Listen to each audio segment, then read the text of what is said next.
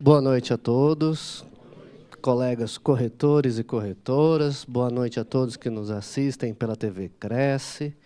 É com enorme prazer que eu venho aqui com vocês hoje conversar um pouco, porque nosso tempo é pequeno, a respeito do regime de bens do casamento e seus impactos na dissolução, nos negócios imobiliários, nos financiamentos, enfim.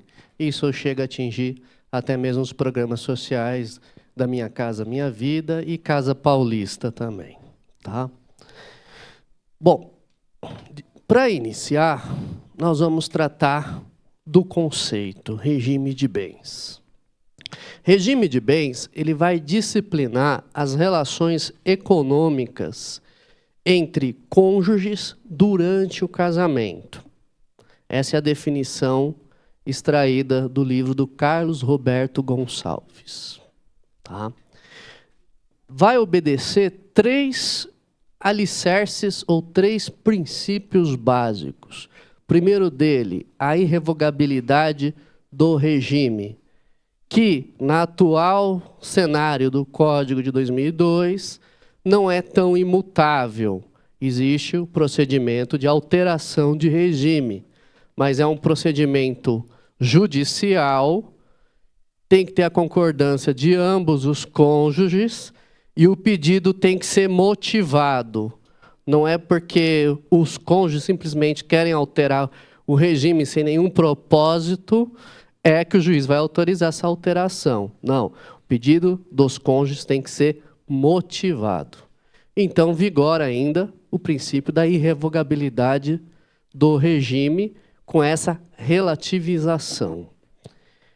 Livre estipulação. Então, o casal, os nubentes, antes de casarem, eles têm total liberdade de escolher qual dos regimes será adotado no casamento. E a variedade de regimes. Então, a lei dá uma série de regimes de bens para que as pessoas possam escolherem ou adotarem. Tá? A irrevogabilidade, então, do regime constitui na inalterabilidade dele para preservar os interesses de cada cônjuge, de terceiros e da sociedade. Como eu já havia dito, o artigo 1639, parágrafo 2º do Código Civil, autoriza essa alteração através de pedido motivado, de forma judicial. Livre estipulação. O princípio da livre estipulação permite que os nubentes tenham total liberdade na escolha do regime antes da celebração do casamento, exceto as situações do artigo 1641 e do 1655, ou seja, a escolha do regime por determinação legal e as nulidades da convenção ou da cláusula que afronte a lei e os princípios básicos dos direitos e deveres do casamento. Tá? Então, variedade de regime é o momento próprio, então, que a lei autoriza as pessoas, antes da celebração, escolherem esse regime. Quais são os regimes? Modalidades.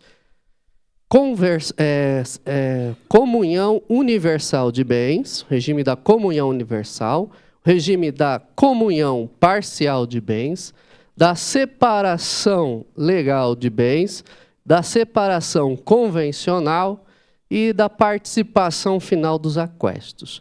São esses 5 regimes que nós temos, sendo que separação convencional e legal, a diferenciação é só do início de como se deu, se foi por convenção das partes ou por determinação legal, né?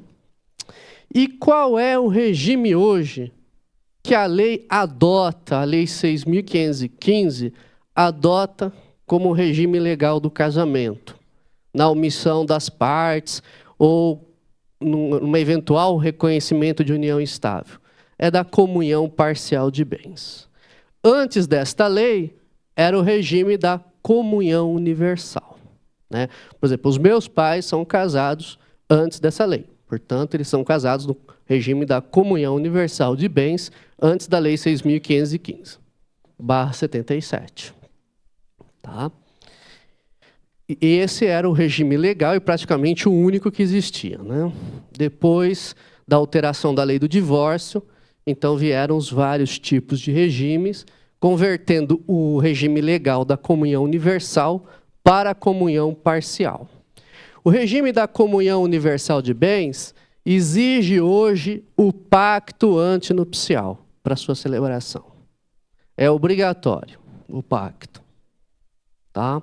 Comunicam e dividem os bens onerosos adquiridos antes e durante o casamento. Exceção do artigo 1668, que são dos bens adquiridos por doação, né? E herdados com cláusulas de incomunicabilidade e os subrogados. Os bens subrogados são aqueles bens adquiridos com o produto da venda daqueles que eram incomunicáveis. Isso que é bem subrogado. Então, não se comunicam na universal, na comunhão universal de bens, os bens doados ou herdados com cláusula de incomunicabilidade e os subrogados. Dívidas anteriores ao casamento, salvo se reverterem em proveito do casal ou da família. Doação antinupcial feita de um cônjuge ao outro com cláusulas de incomunicabilidade. Tá? Isso é feito onde? No pacto antinupcial. Bens de uso pessoal, instrumentos de profissão, rendimentos de caráter pessoal, pensões ou soldos, também não vão se comunicar no regime da comunhão universal. Tá? Comunhão parcial de bens, que é hoje o regime legal. Na omissão da escolha, se o casal não fizer a escolha no cartório, o cartório vai adotar esse regime segundo a lei. Dispensa o pacto antinupcial. Tá? É o regime pelo qual os bens vão se comunicar àqueles adquiridos durante o casamento de forma onerosa, ficando excluído os bens adquiridos de forma gratuita, por doação ou herança. Tá? E bem como aqueles que cada cônjuge adquiriu antes do casamento. Na comunhão parcial, ela vai se extinguir o regime com o óbito de um dos cônjuges, com o divórcio ou pela nulidade ou anulação do casamento. Será também o regime da comunhão parcial de bens, na hipótese do regime adotado for considerado nulo ou ineficaz. Então, se os cônjuges adotaram um regime, por exemplo, da comunhão universal, e não fizeram o pacto, ou esse regime foi considerado nulo ou ineficaz por algum problema contratual deles, de manifestação de vontade, portanto, o casamento vai deixar de ter aquele regime e vai passar a adotar o regime da comunhão parcial de bens. É claro que para se obter uma declaração de nulidade ou de ineficácia do regime de bens, haverá a necessidade de uma ação própria. Tá? Mas uma vez declarado essa ineficácia ou a nulidade do regime, então o casamento vai assumir o regime da comunhão parcial. Tá? Não vai permitir que os cônjuges escolham outro regime. Vai adotar o da parcial. Os bens adquiridos antes do casamento pertencem a cada cônjuge e são incomunicáveis entre eles. Salvo, né? Mesmo não sendo obrigatório, salvo se houver o quê? Um pacto antinupcial, que um tenha doado o bem para o outro, com comunicabilidade ou com incomunicabilidade. Tá? Então, há sempre uma possibilidade, através do pacto antinupcial, o casal, os futuros nubentes, acordarem de forma diferente parte do patrimônio, de forma a não ferir o regime legal escolhido e nem contrariar a lei e os princípios básicos aí dos direitos e deveres do direito de família, das obrigações assumidas no casamento. As dívidas contraídas antes do casamento não se comunicam. As dívidas contraídas na constância do casamento serão divididas entre os cônjuges. Portanto, há comunicabilidade de dívidas também, não só de bens, mas de dívidas. Não se comunicam as obrigações decorrentes de ato ilícito praticado por um dos cônjuges. Porém, vai se comunicar se esse ato ilícito praticado por um deles se reverter em benefício do outro. Tá? Se o ato ilícito de um cônjuge se reverter no benefício do outro, os dois vão responder solidariamente pela dívida. Não se comunicam os bens de uso pessoal, os instrumentos de profissão, rendimentos, pensões e soldos também. Aí nós temos agora o regime da separação convencional de bens. Neste regime, cada cônjuge é o proprietário exclusivo dos seus próprios bens, imóveis e imóveis, permanecendo cada qual na administração integral destes, podendo aliená-lo e gravá-lo de ônus reais, livremente e sem assistência do cônjuge. Tá? Então, no regime da separação convencional, exige o pacto antinupcial, cada um dos cônjuges vai administrar seus bens próprios e os adquiridos em seu próprio nome durante o casamento, e cada qual vai responder pelo seu patrimônio administrado sem necessidade de assistência do outro cônjuge na venda de um imóvel que está no bem reservado ou no bem pessoal do outro cônjuge. Então, já é um sistema diferente. Há necessidade do pacto antinupcial. Tá? E o cônjuge fica obrigado a o quê? A contribuir com a despesa do casal de forma proporcional aos seus rendimentos e bens. Então, as despesas do casal vão ser rateadas entre eles na medida da proporcionalidade de rendimentos e bens de cada um. Tá? E claro que isso vai ter que ter um acordo, tudo, salvo se houver o quê? Estipulação em contrário no pacto antinupcial. Então, a lei dá o quê? Uma brecha para que as vontades das partes possam, de forma autônoma, mudar um pouquinho o regime e estipular algumas regras que não ofendem os princípios de ordem pública e nem os princípios do direito de família, a alterar determinados bens. Né? As dívidas contraídas neste regime... Não, as dívidas contraídas nesse regime, em benefício do casal, cada um vai prover na proporcionalidade de seus bens e rendimentos. Tá? Separação legal de bens. A separação legal de bens, o regime de funcionalidade é idêntico ao da convenção, mas o início, a formação, a escolha desse regime não é convencional. É por imposição da lei. Tá? A lei impõe esse regime de forma absoluta, a separação, para quem for casar com mais de 70 anos. Né? Quem completou 70 anos e pretende casar, a lei obriga o regime da separação legal de bens. Não vai permitir adotar a comunhão universal, não vai permitir adotar comunhão parcial, vai ser o regime da separação. Tá? Todos aqueles que necessitarem de suprimento judicial para o casamento. Não é todo casamento de menor, tá? Só aqueles que demandarem suprimento judicial para sua ocorrência. E quais são os casamentos de menor que demandam suprimento?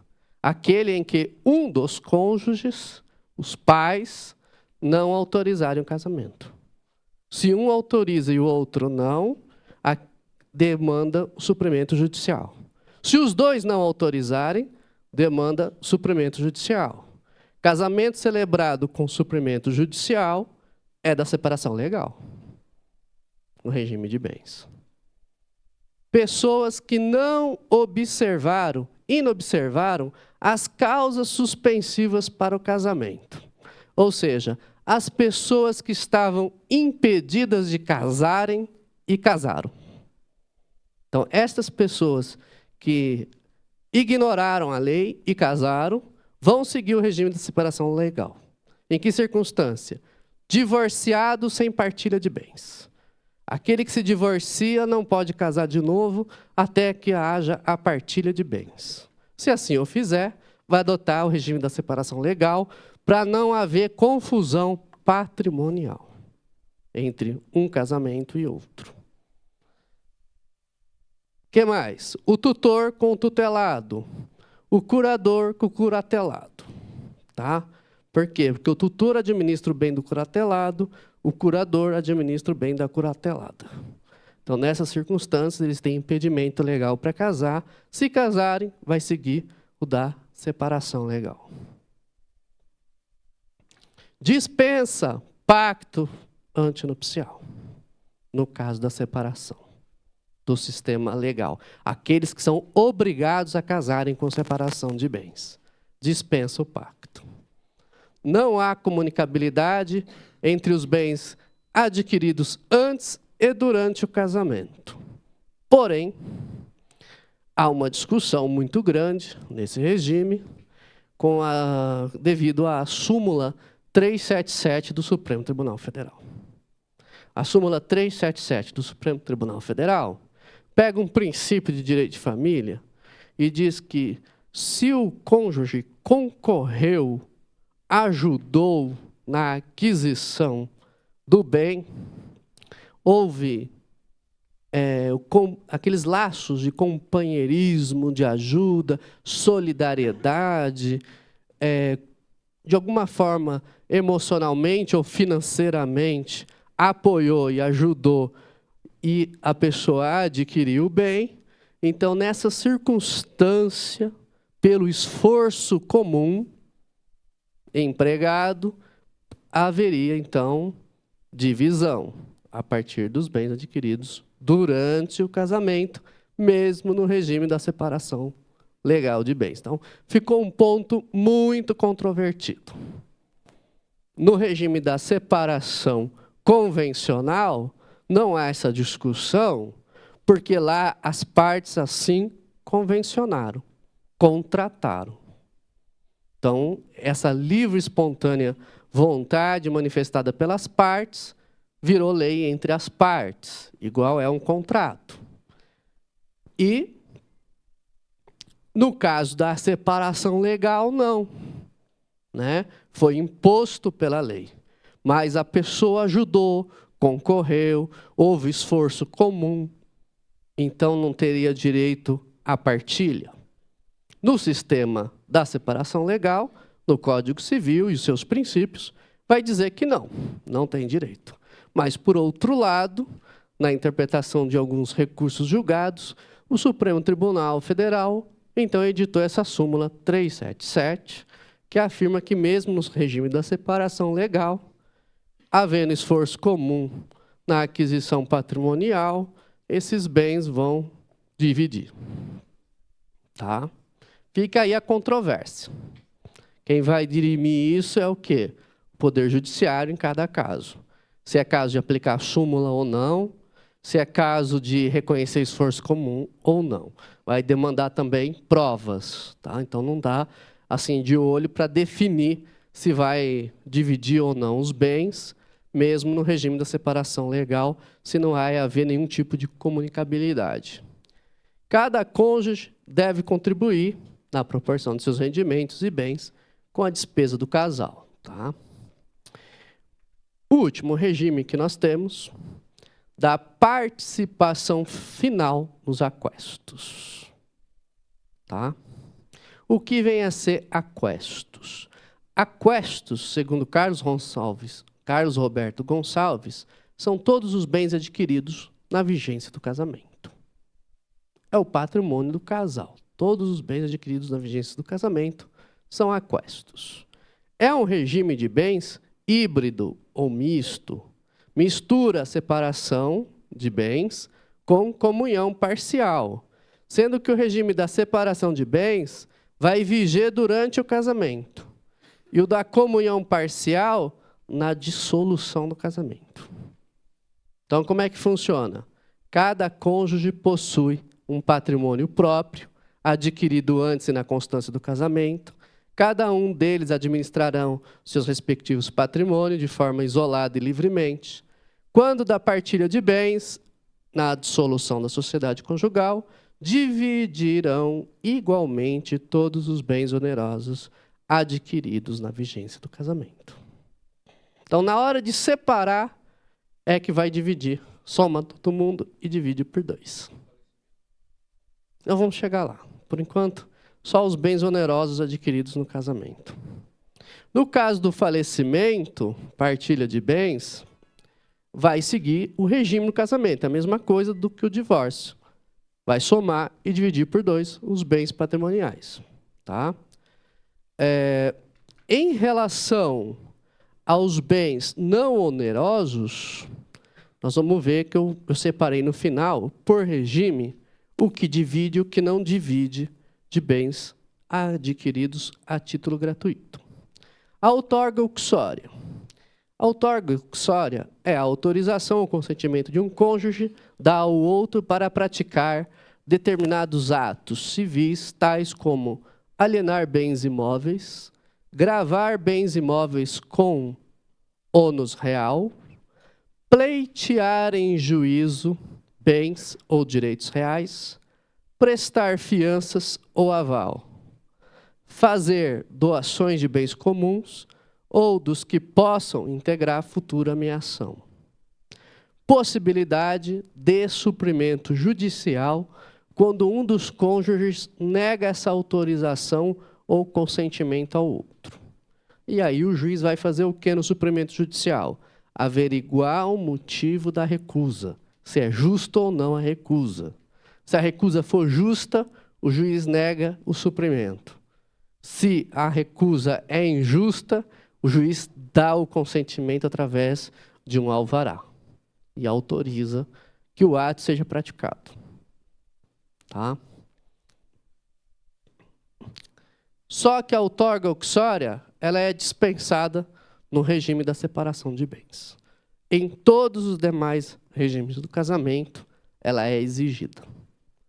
Então, se um dos cônjuges for vender imóvel, gravar o imóvel com ônus real, né, dar uma hipoteca sobre o imóvel, há necessidade do outro autorizar. Prestar fiança, dar um aval em contrato bancário, precisa o cônjuge assinar. Exceto no regime da separação. E aí nós chegamos no pacto antinupcial. O pacto antinupcial é um contrato solene e convencional. Para sua validade, as partes têm que ser capazes de celebrar o casamento. Se as partes não tiverem capacidade para a celebração do casamento, eles não têm capacidade para o pacto antinupcial. Tá? Então, o que vai aferir a capacidade é os requisitos para a celebração do casamento. É obrigatório que seja lavrado em cartório, tá? Tem que ser feito em escritura pública. É obrigatória a lavratura em todos os regimes de bens, exceto o da comunhão parcial e o da separação legal de bens. Só tem validade e eficácia quando lavrado por escritura. E antes da celebração do casamento. Tá, lavrou o pacto por escritura pública. Fez lá a habilitação, lavrou o pacto. Não casou. Vai lá no cartório, faz outra habilitação daí 6 meses e não casou. Daí 1 ano e meio vai lá, faz a habilitação e casou. O pacto inicialmente lavrado tem valor? Tem. Tem valor, se não for alterado por outro nesse caminho. Por quê? Porque a lei não define prazo de validade para o pacto, e sim a celebração do casamento.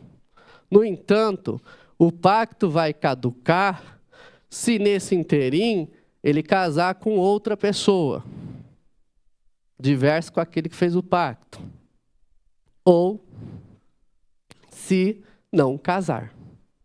Então, se não ocorrer o casamento, ou se casar com pessoa diversa com quem fez o pacto se dá por caducidade. A caducidade, então, do pacto antinupcial. Mas não há prazo de validade. Tá? As partes podem dispor livremente no pacto antinupcial sobre bens, desde que não afronte os princípios de ordem pública ou firam obrigações e deveres do casamento. Tá? Deve sempre ser registrado em livro próprio do cartório de registro de imóveis do domicílio dos cônjuges, para conhecimento, e principalmente isso aqui, oposição a terceiro.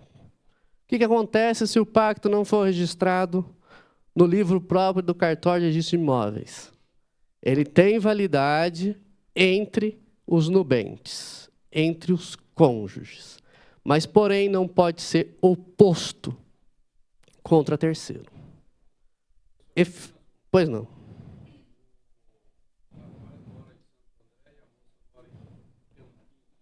Só um minutinho, por favor, Renzo. O microfone que aí todo mundo acompanha. Desculpe. Não é hora da pergunta, mas eu creio que cabe aqui nesse caso. Eu estou criando uma situação para ele nos esclarecer. Dos nubentes, a moça mora, digamos, no ABC e o rapaz mora em outra cidade, Campinas, por exemplo, ou Ribeirão Preto. Como é que fica esse registro, por gentileza?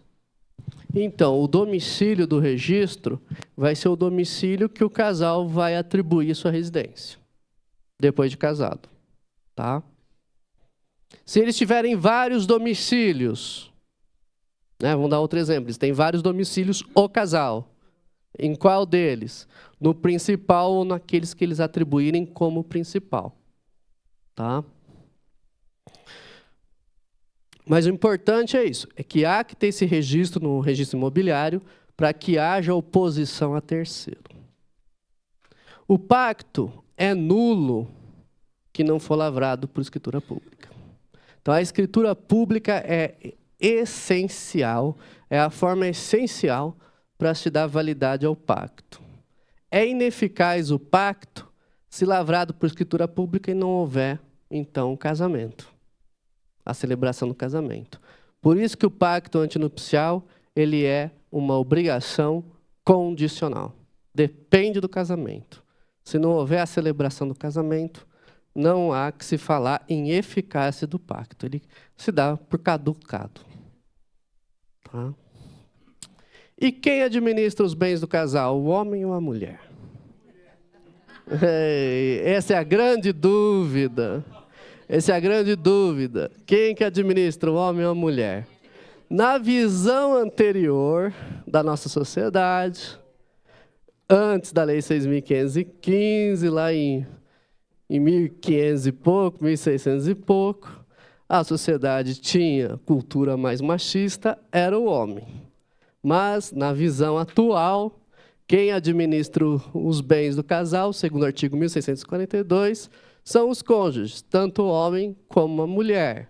Com uma ressalva, que dependendo do regime adotado, tem aquele probleminha do artigo 1.647, a exigência de outorga uxória ou conjugal para praticar certos atos de onerosidade, de gravar bens, vender imóveis, prestar fiança, aval, né? Exceto no regime da separação de bens. Tá? Então, quem que administra? Tanto o homem quanto a mulher. Tá? E a dívida contraída por um dos cônjuges pega o outro, atinge o outro. Então, a doutrina e a jurisprudência é clássica. A dívida feita por um dos cônjuges. Se for em benefício do outro, mesmo que ele não tenha assinado, ele é corresponsável pela dívida do outro cônjuge. Tá? Então, não precisa necessariamente a pessoa ter ido lá e feito a dívida. Basta que o cônjuge tenha feito e essa dívida seja em proveito da família. Aí, o outro cônjuge também é corresponsável pela dívida. Pois não. Sim, claro. Porque o senhor está falando sobre a dívida. Então, caso concreto. A jovem adquiriu um imóvel pelo Sistema Financeiro da Habitação e pagou 50% até agora, contraiu o matrimônio pelo regime da comunhão parcial de bens. No final, liquidou-se o apartamento, o imóvel, a casa, seja na separação ou no divórcio, como é que fica, ou no falecimento. Como fica a situação? Então, essa é um dos problemas práticos que a gente enfrenta hoje aí no dia a dia. É um dos problemas difíceis de resolver. Primeiro, por quê? Porque foi adquirido antes do casamento. Se a gente considerar o regime da comunhão parcial de bens, a outra pessoa não teria direito a esse bem. Porém, esse imóvel não foi quitado antes do casamento, foi pago metade antes do casamento, e a outra metade, vamos supor que o casal pagou junto uma parte e a outra parte está atrasado. Por essa dívida, responderia quem? Os dois ou só o outro? Ou, até mesmo se o imóvel estiver sendo pago ou quitado, o outro cônjuge teria direito, na eventual separação, no eventual divórcio, a parte desse bem ou a metade desse bem? Esse é o grande problema aí, de ordem prática. Solução é o juiz que vai dar em cada caso concreto de acordo com a prova. Né? Se houve esforço comum ou não. A minha posição é que se houve esforço comum do casal e não é o regime da separação convencional, e aí teria que dividir na proporção em que o casal pagou junto, que eu acho razoável, lógico e, enfim, porque contribuiu na regra do esforço comum. Mas há aquele fato, foi adquirido anteriormente. Agora, pela dívida em si, a gente teria que fazer o raciocínio. Se continuam casados e o casal mora lá, fatalmente o outro cônjuge responderá também pela dívida, porque está em proveito dele no momento. Tá? Então, pela dívida bancária, ele responderia o outro cônjuge.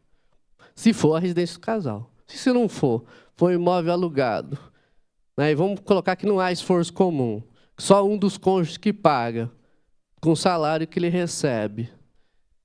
E aí, o outro cônjuge deveria ser atingido pela dívida? Nessa circunstância, dependendo da prova, não. É o que eu penso. Mas é uma área bem específica da atualidade, que é o que está hoje na prática aí no fórum pegando. Né? O pessoal está debatendo isso e brigando isso nas separações. É bastante polêmico. Assim, um resultado em linha reta a gente não consegue dar. A gente precisa ver o quê? O caso concreto, prova o que cada cônjuge contribui ou não para isso. E esperar aí a decisão da justiça, né? Criar uma jurisprudência nesse sentido. Das cláusulas, tá? Os imóveis, nós podemos gravá-los com essas 3 cláusulas: inalienabilidade, impenhorabilidade e incomunicabilidade. Tá? Então, essas aqui são as 3 cláusulas. A que nos interessa mais é a incomunicabilidade. A inalienabilidade é o imóvel não poder ser vendido. Tá? Então, ele foi gravado com inalienabilidade, ele não pode ser vendido, não pode ser penhorado, é inalienável. É o patrimônio para garantir o sustento e a subsistência de determinada pessoa ou casal. Então, é o que a gente chama de bens fora do comércio. Não pode ser vendido. Impenhorabilidade também não vai poder ser penhorado e nem ser executado por dívida. E na incomunicabilidade, não vai dividir com o cônjuge se casado. Tá? Há possibilidade também de subrogação. Ou seja, eu tenho um bem gravado com inalienabilidade, imperabilidade e incomunicabilidade. Eu posso, através de uma ação, demonstrar que eu vou vender esse bem para comprar outro de valor igual ou superior e transferir o ônus, a gravação dessas 3 cláusulas para o outro bem. Então, através de uma ação de subrogação de bens, você consegue a autorização judicial para vender o bem com essas 3 cláusulas e adquirir o outro gravado nas 3 cláusulas. Mas, não necessariamente, eu preciso ter as 3 cláusulas recaindo sobre o bem. Eu posso ter só uma, como, por exemplo, a incomunicabilidade. Vamos supor que os pais não querem que os bens, quando eles morrerem, se comuniquem com a nora. Então, ele faz um testamento e grava todos os bens com incomunicabilidade tão somente. Se ele tiver um bem com o mesmo valor que o pai lhe deixou com incomunicabilidade, há possibilidade da subrogação de bem para um outro bem e ele vendeu o que o pai deixou? Tem bem adquirido por ele? Sempre há a possibilidade da subrogação de qualquer bem gravado, seja por testamento ou por doação com cláusula de incomunicabilidade, por outro que corresponda ao mesmo valor. Ou o valor superior, e no caso fica gravado só a parte da incomunicabilidade. Isso, o valor da origem, mantendo o vínculo da incomunicabilidade. Só que a incomunicabilidade ela vai cessar com a morte. Né? Então, quando a pessoa que é casada e tem um bem com a incomunicabilidade, essa incomunicabilidade não se transfere automaticamente aos seus herdeiros. Para fazer isso, tem que fazer novo testamento e clausular. Tá? Não é automático, é só para uma geração. Para outra geração, tem que fazer outro testamento e gravar de novo. Então, o bem com incomunicabilidade, seja qual for o regime adotado no casamento, não vai se comunicar. Vai ficar fora da incomunicabilidade. E as 2 formas mais corriqueiras é por herança e doação. Tá? Na herança, os bens havidos por herança, sucessão, não se comunicam no regime da comunhão parcial de bens, no regime da comunhão universal de bens, quando gravados com a cláusula de incomunicabilidade por testamento. Na participação final dos aquestos, na separação de bens legal e convencional, observando-se que, no caso da separação convencional, as disposições do pacto antinupcial. Então, pode haver uma alteração por pacto antinupcial. Tá? Os bens havidos por herança vão se comunicar no regime da comunhão universal de bens, sem que haja cláusula testamentária de incomunicabilidade. Tá? Então, por enquanto, na herança, o único regime que ela vai se comunicar é no da comunhão universal. Comunica tudo, até herança. Exceto, né, aqueles que eu coloquei.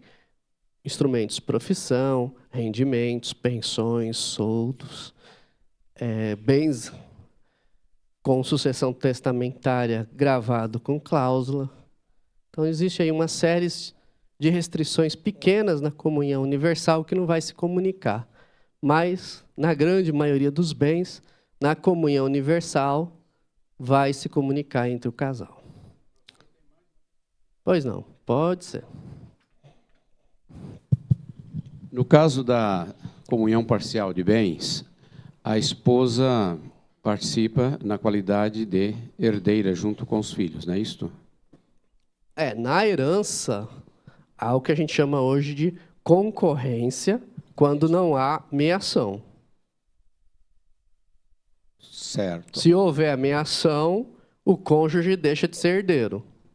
Se não houver meação, o cônjuge concorre com os seus filhos na herança. Neste caso, eu sei que é complicado, não dá para a gente resolver. Já é matéria de sucessão e essa ordem vocacional é bem complicada. É complicado, realmente é.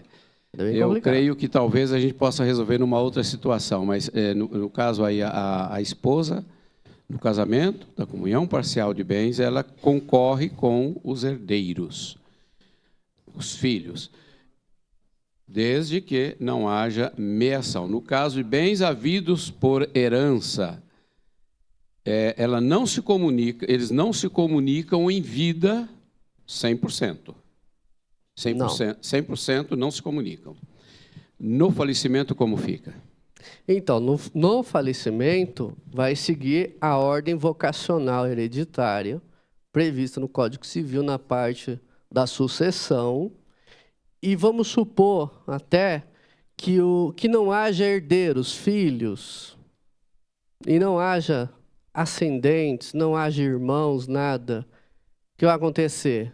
O cônjuge pode vir a ser o único herdeiro nessa ordem de vocação hereditária. Porém, havendo filhos e esses bens não compõem a meação, o cônjuge vai concorrer, aí tem que ver os percentuais de cada um dentro da herança, com seus filhos na sucessão. Agora, se o falecido recebeu em vida, por herança de seu pai, e não havendo comunicação na partilha de bens, não há meação, então ela vai concorrer à herança, né, com os filhos. Aí o código estabelece lá uns percentuais bem difíceis de a gente estabelecer na prática, mas tem que sentar com calma e ver direitinho em cada caso concreto, tá? Mas aí essa é a única forma, vai concorrer na herança, na ordem de vocação. Mas vamos lembrar que não é dissolução da sociedade conjugal, né? São ordem de sucessão hereditária. Comunhão universal. Então, na comunhão universal, os bens, quando gravados pela cláusula de comunicabilidade por testamento, é que não vai o cônjuge receber, partilhar na meação em caso de dissolução da sociedade conjugal por divórcio. Somente se não houver testamento ou cláusula de incomunicabilidade no testamento. Tá? Na doação. Nos casos de doação, que é outra transferência a título gratuito. Nos casos da doação, não vão se comunicar no regime da comunhão de bens, no regime da comunhão universal de bens, quando gravados pela cláusula de incomunicabilidade no testamento, na participação final dos aquestos, na separação de bens legal e convencional, observando-se o pacto antinupcial pode dispor, nesse último caso, da separação convencional o contrário, e no da separação legal, temos que lembrar da súmula do Supremo Tribunal Federal, que, se houver esforço comum, poderá, então, haver partilha no regime da separação legal, né? Os bens havidos por doação se comunicam no regime da comunhão universal de bens, desde que não haja cláusula de incomunicabilidade no instrumento de doação. Tá? Questões da união estável. Regime de bens da união estável. Eu separei em duas situações. União estável formada de fato e não formalizada em papel. Então, é o mais comum. Existe a união, as pessoas vivem como se casado fosse, tudo numa boa, porém não formalizaram essa união. Não existe um papel dizendo que eles reconhecem que vivem em união estável. Então, dependerá de reconhecimento judicial, se não houver manifestação de vontade de ambos os pretendentes. Seguirá sempre o regime da comunhão parcial de bens, se reconhecido judicialmente. Então, vai verificar tudo que eles adquiriram na constância da união estável e partilhar entre eles. Tá? Então, nós vamos seguir o regime da comunhão parcial de bens. Significa o quê? Que as doações e a herança recebida durante a união estável não vão se comunicar entre eles. Tá? Agora, tem um ingredientezinho especial. Quando a união está formalizada. E ela pode ser formalizada por manifestação de vontade de ambas as partes, preferencialmente através de escritura pública. Não é obrigatória a escritura pública, mas é aconselhável. Por quê? Por causa da importância e da magnitude do ato civil. Evita o quê? Contestação de familiares, evita dizer que a pessoa não estava na capacidade civil, não era aquilo que queria, aquela manifestação de vontade não foi livre.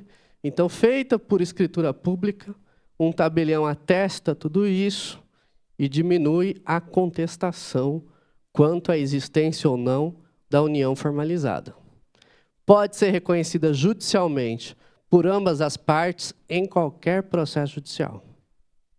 Ou, se não houver ambas as partes, se não for o caso anterior, de fato, qualquer juiz, de acordo com a prova concreta, pode reconhecer a união e, logo em seguida, dissolver, se for esse o pedido.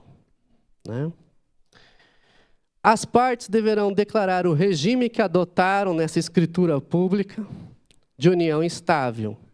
Tá? Normalmente, eles vão adotar o regime da comunhão parcial, mas pode fazer o quê? Estabelecer algumas obrigações diferentes, igual a gente faz no quê? No pacto antinupcial. Então, ele pode estabelecer cláusulas, exceções, diferenciações de regime adotado, desde que não contrarie as normas de ordem pública ou firam obrigações e deveres do casamento. São as mesmas cláusulas ou cláusulas similares ao pacto antinupcial. Tá? Mas, esse instrumento não é o pacto antinupcial, é a escritura pública de reconhecimento de união estável. Mas você pode estabelecer um dos regimes e fazer algumas diferenciações. Tá? Hoje em dia, o mais comum é que se adote o regime da comunhão parcial de bens. Mas, vamos supor, numa união estável, que ambos querem reconhecer essa união, vão lá no cartório, e eles querem adotar o regime da comunhão universal de bens e pegar um imóvel e dizer que aquele imóvel não se comunica entre os cônjuges, vai pertencer a apenas um deles. Podem fazer isso por escritura? Pode, que não há nenhum empecilho. Tá? O que não pode é você mudar o regime, fraudar o sistema, prejudicar um cônjuge em detrimento do outro, ferir regras de obrigações e deveres do casamento. Isso você não pode fazer nem no pacto antinupcial e nem na escritura de união estável formalizado. Bom, essas são as considerações que eu trouxe a respeito do regime de bens. É uma situação muito importante. A gente tem que estar sempre atento à situação do caso concreto dos nossos clientes. Lembrando que quem faz locação, há necessidade na fiança da outorga uxória do marido, exceto na separação de bens. Tá? Então, não podemos bobear nesses passos, porque uma fiança sem que o outro tenha consentido não vai produzir efeito. Tá? No financiamento, há a possibilidade, então, do casal compor as regras, os rendimentos, de acordo aí com as regras bancárias. E, uma vez entrado esse bem no regime de bens, se o casal está pretendendo aí dissolver o laço patrimonial, vocês já sabem mais ou menos como funciona o regime e vão saber orientar o que eles precisam para vender o bem. Tá? Qualquer que seja o regime, se um for fazer uma venda, precisa sempre a anuência do outro. Eu acho que essa outorga uxória que o senhor pensou, isso, né? Exceto no regime da separação de bens E na participação final dos aquestos. Eles estão com pacto antinupcial, essa coisa toda. Aí precisa dar uma olhadinha no pacto antinupcial, as regras que estão ali estabelecidas. A minha pergunta não é bem essa não. aí, é para concluir. O marido tem um imóvel que comprou antes do casamento. Eles estão com separação parcial de bens. Na venda, quando foram levantar informações da esposa, o pai dela tinha colocado lá como sócia e apareceu nesses documentos que ela é devedora. Isso pode atrapalhar a venda? Sim, enquanto forem casados, sim. Mesmo sendo com comunhão parcial? Então, na comunhão parcial, se for o regime da separação de bens ou participação final dos aquestos, não teria problema. Mas na comunhão parcial, tem enquanto casado. O dia que dissolver o casamento, resolve o problema. A minha pergunta é: casado, viúvo, separação de bens, partilhas, né, no inventário. Casei de novo. No caso, esses bens que a mim pertencem, uma vez faltando, fica para a mulher ou para os filhos? Com então, separação de bens. Casado no regime de separação. Então, vão ficar para os filhos, em primeiro lugar. Não. Meu nome é Menezes. Em relação à escritura de pacto antinupcial, para ela ter mais força, ainda mais contra terceiros, você tem que levar registro. E no caso da declaração de união estável, também se leva registro? Não. A declaração de união estável, para sua eficácia e validade, basta a lavratura no cartório de notas. Não há nenhum registro específico. É claro que se os conviventes forem adquirir bens, etc., esse pacto vai ser registrado à margem da matrícula. Tá? Se assim declararem, né? Então, eles vão fazer a aquisição, vão levar a registro a escritura, mais a escritura de união estável. Doutor, Pois não. pergunta vinda da internet de um colega de Osasco. Ele diz, o regime de separação total de bens é o mesmo que o regime da separação convencional? Então, a diferenciação entre o regime da separação convencional e a separação legal de bens é na origem. As pessoas com mais de 70 anos, as pessoas que dependem de suprimento judicial, estas estão afetas ao regime da separação legal de bens. A convencional, a origem é a convenção das partes. Então, aí vai demandar um pacto antinupcial.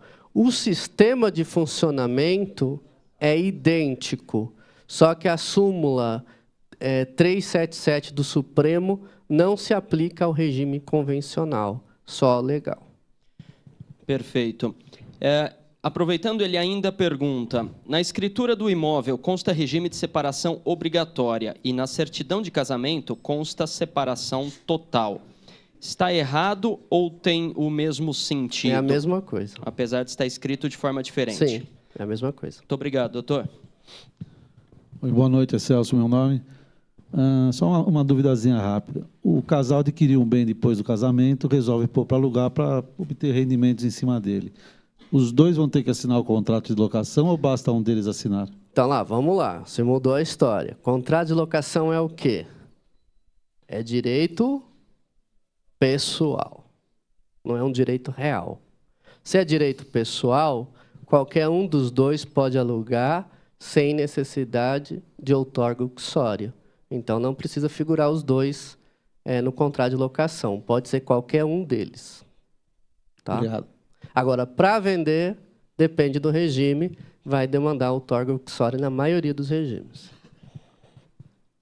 Doutor Leonardo, no caso da união estável, né, existe dois tipos, a formalizada, né, através de escritura pública e a informal. A de fato, né? A de fato, né, que a gente anda aí. Agora, a minha pergunta é o seguinte, qual o tempo mínimo que caracteriza uma união estável do casal? Tá, vamos lá. Antigamente, em 96, a lei que já foi revogada exigia 5 anos ou filhos da relação. atualmente, essa lei já está revogada, atualmente não se exige mais lapso temporal. O critério mudou. Basta o quê? Que haja tempo suficiente para que os conviventes se apresentem de forma casados na sociedade. É a percepção da união. Se ele tem exposição pública como casal, caracteriza união estável, pouco importando o tempo decorrido dessa convivência. E não se exige mais que se more junto. O dever de coabitação, tá? Para reconhecer a união estável. Doutor, mais uma pergunta de Osasco. Diz, um casal de clientes casaram pelo regime de comunhão parcial de bens. Comprou um imóvel na planta, mas não conseguia o financiamento porque a mulher estava com o nome sujo. Então, conseguiram, através de pedido judicial e de comum acordo, a alteração do regime de comunhão parcial para regime de separação total de bens, no intuito de conseguir o financiamento. E fizeram um pacto pós-nupcial. A pergunta é, apesar de que ela não participou financeiramente na compra, a mulher terá direito a esse imóvel? Não, porque o regime adotado passou a ser, a partir daquele momento, da separação convencional de bens. E esse pacto não tem valor jurídico nenhum. Boa noite. Meu nome é Leonel. Gostei muito da sua palestra, mas eu fiquei com uma dúvida aqui. Eu acho que não entendi direito com relação aos gravames no imóvel. Me passou assim, eu acho que estou entendendo errado. Vamos lá. Eu vou colocar, exemplificar pessoalmente. Eu dou um imóvel para o meu filho, faço uma doação, como eu não gosto da menina, falo, vai em comunicabilidade. Aí, esse imóvel perde no falecimento dele. Aí eu fiquei preocupado com isso daí. Veja bem, não é que perde no falecimento dele. Mas se ele falecer, vai acontecer o quê? Não vai comunicar com a esposa e vai transferir para os seus descendentes, que na ordem legal são os filhos, em primeiro lugar. Agora, os netos, se casados ou quando casados, vão se comunicar com as futuras esposas deles. Ok, obrigado. É aí que morre a cláusula, entendeu?